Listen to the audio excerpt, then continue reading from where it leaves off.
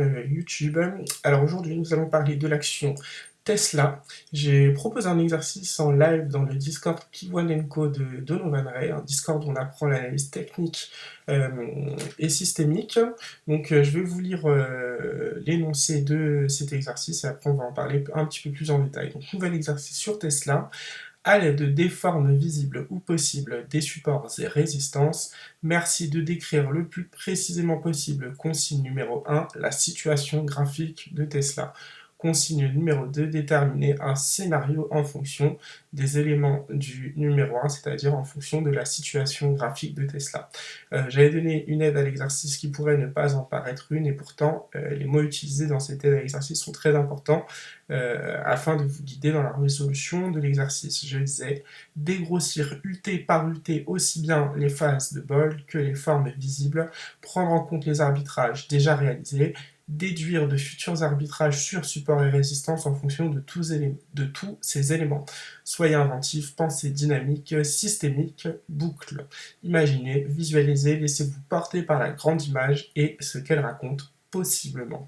Bonus, il y a un setup qu'Eric n'utilise plus car ne fonctionne plus autant qu'auparavant, mais qui pourtant fait encore ses preuves de temps en temps. Je vous en parlerai si vous vous montrez un poil brillant sur l'exercice, l'énoncé vous guidant grandement dans sa résolution. Et vous avez de la chance, puisque c'est Gilles qui m'a envoyé une réponse à l'exercice, réponse très complète, non sans avoir décidé de prendre position en fait par la suite.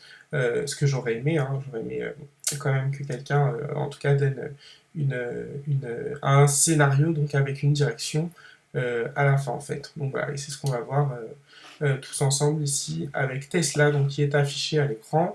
Le setup ici donc c'est le système ATS sur 6 fenêtres, ce qu'on va appeler la grande image donc du daily, semaine, mois, trimestre, semestre et année, et du coup on va résoudre l'exercice. Donc la première consigne de l'exercice, alors juste avant je précise que c'est un exercice qui a été proposé en live, donc on ne connaît pas encore la réponse. Moi je vais donner la réponse que j'estime être la bonne. Il se peut que je puisse me tromper. Le fait est que j'ai l'habitude de faire ces exercices et qu'en général j'ai plutôt de faire ces exercices en live et que j'ai non seulement de bons retours, mais plutôt des réponses qui s'avèrent justes.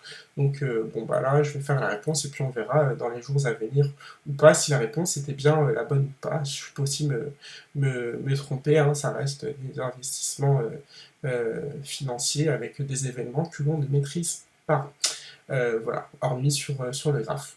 Donc je vais vous décrire la situation graphique de Tesla dans un premier temps.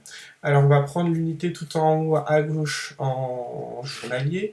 Juste ici, on se rend compte que Tesla est dans un non-croisement haussier-jour. Hein. Qu'est-ce qu'un non-croisement haussier? C'est la M7 ici en journalier qui était sur le point de venir croiser avec M20 et qui, à l'approche de M20, décroise en fait, et on appelle ça un non-croisement haussier, puisque théoriquement, cette forme-là, ce non-croisement haussier, ramène les prix vers le haut. Alors il y a plusieurs objectifs à un non-croisement haussier. Il y a le SAR en premier objectif qui a été cassé, on le voit ici, et en deuxième objectif, on va avoir la bolle haute, puisque c'est un non-croisement haussier.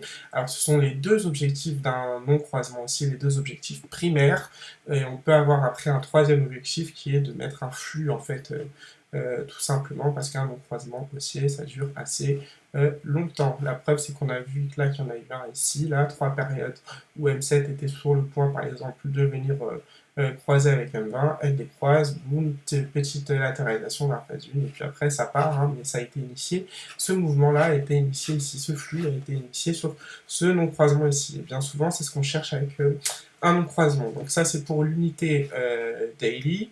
En semaine, on voit qu'on a un croisement faible, tout simplement, avec moi ce que je considère là comme une phase pune. Hein. C'est vrai que c'est pas très très propre, mais quand on regarde les prix et les bols, je considérais simplement ici qu'on a les bols qui sont à plat, tout simplement. Donc en phase 1.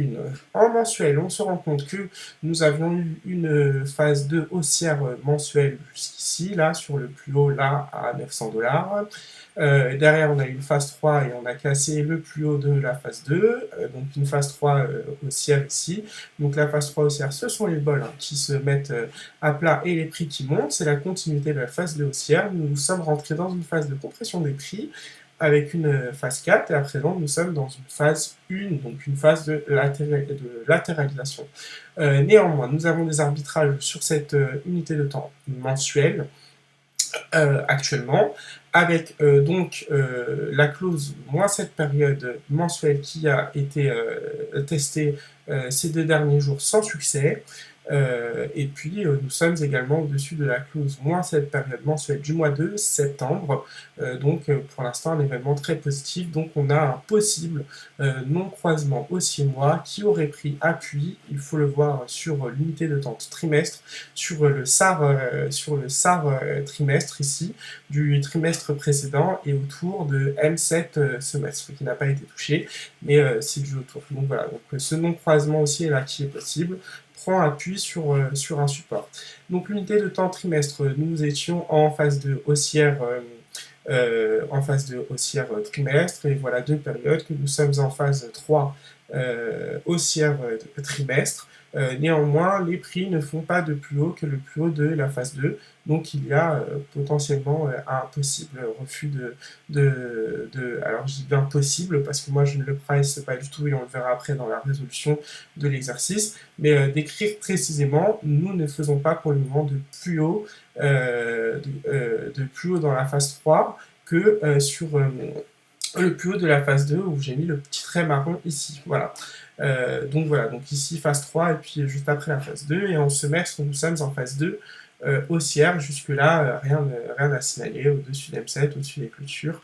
Bref, c'est haussier en semestre et nous ne disposons pas suffisamment de données en annuel pour pouvoir avoir des phases de bol en annuel, mais on se rend compte qu'on est au-dessus de ça, au-dessus de la M7 qui monte, au-dessus des clôtures à cette période. Voilà, donc ça c'est pour la description graphique de Tesla. Voilà ce qu'il faut voir quand on décrit le graphe, sans avoir de biais aucun, juste dire ce qu'il se passe, voilà ce qu'il se passe sur le graphe de Tesla. Maintenant, déterminer un scénario donc à partir de cette situation graphique, et bien moi mon scénario c'est simple, c'est bullish tout simplement, c'est haussier et je vais vous expliquer pourquoi je pense que c'est haussier.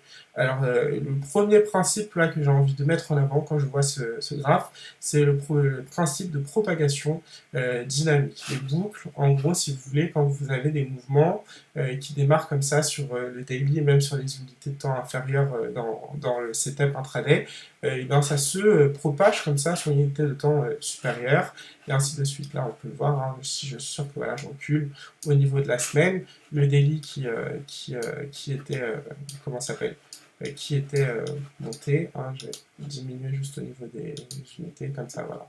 On le voit, les prix boom qui sont montés ici, bon, bah, ça a donné ça en semaine, hein, ça a donné une phase 2, puis une phase 3, puis une zone de latéralisation, et c'est ce que je vous disais tout à l'heure, moi je considère qu'on est surtout en phase 1 de latéralisation sur le semaine. Donc voilà.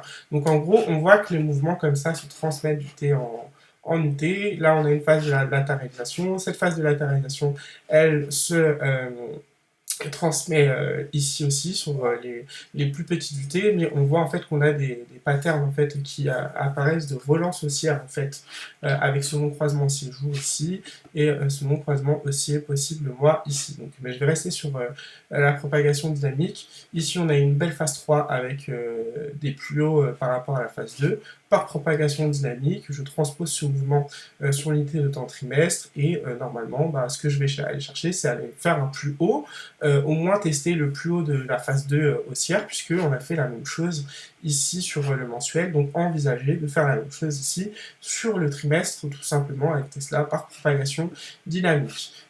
Et cette propagation dynamique permettrait de renforcer en tout cas la phase 2, hein, qui est moins, comment s'appelle, qui en termes de période est moins avancée ici que sur le semestre que sur le trimestre, ce qui est normal puisque l'unité de temps n'est pas la même et qu'on a des mouvements en propagation dynamique. Donc voilà, donc c'est-à-dire que ici, je pense qu'on doit avoir la phase 3, faire un plus haut ici, grâce à par propagation dynamique, et donc renforcer le mouvement ici, et après, voilà, donc pour moi, ça doit continuer à monter, parce que si par propagation dynamique, on fait une phase 3 en haussière en trimestre, il n'y a pas de raison qu'on n'en fasse pas une aussi en semestre. Donc ça veut dire non seulement casser le plus haut ici, mais même largement casser le plus haut ici, parce qu'on est toujours en phase 2, et qu'une phase 3, ben, par déduction, on devrait encore faire des plus hauts pour Tesla. Voilà.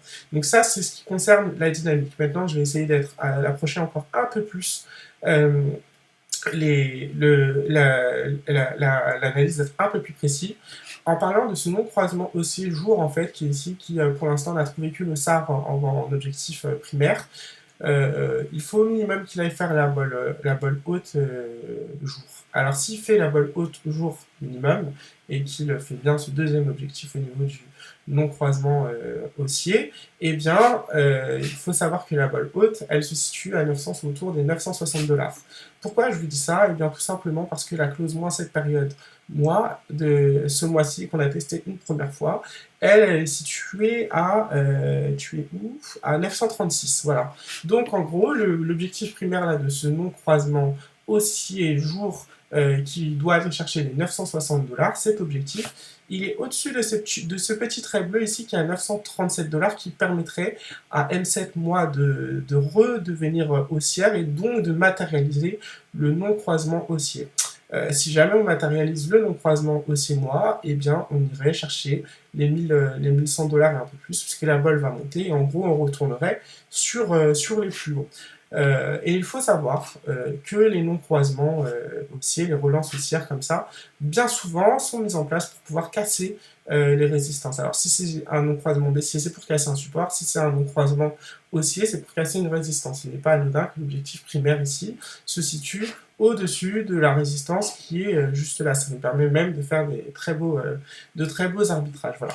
Donc moi quand je regarde ces éléments très simples avec ce que je vais appeler ici une phase 4, phase 1, enfin une zone de grosse latéralisation, et ce non-croisement haussier, donc c'est le retour en tendance haussière en journalier pour casser ici, bon bah je m'attends à ce qu'on ouvre une phase 2 ici en daily, et qu'on finisse aussi par ouvrir une phase 2 ici en semaine, qu'on casse la clôture moins cette période mois que nous sommes actuellement en train de tester, pour pouvoir ouvrir une phase 2 en mensuel, donc une nouvelle propagation dynamique dans ce sens, et renforcement de la tendance en phase 3 haussière ici en trimestre, avec donc un retour sur les plus hauts, et normalement même casser les plus hauts, parce que bon bah si c'est une phase 3, on a vu ce que ça donne une phase 3 sur les mensuels. Si vous voulez la même chose ici, en gros il faut casser, vous imaginez que ce plus haut là c'est celui-là, j'ai bien dit imaginer parce que ce n'est pas ça, mais juste pour comparer les phases de bol, et dites-vous en fait que bah, vos bols elles continuent comme ça, et vous irez faire un haut, pourquoi pas comme ça, aller au hasard vers 1500 $.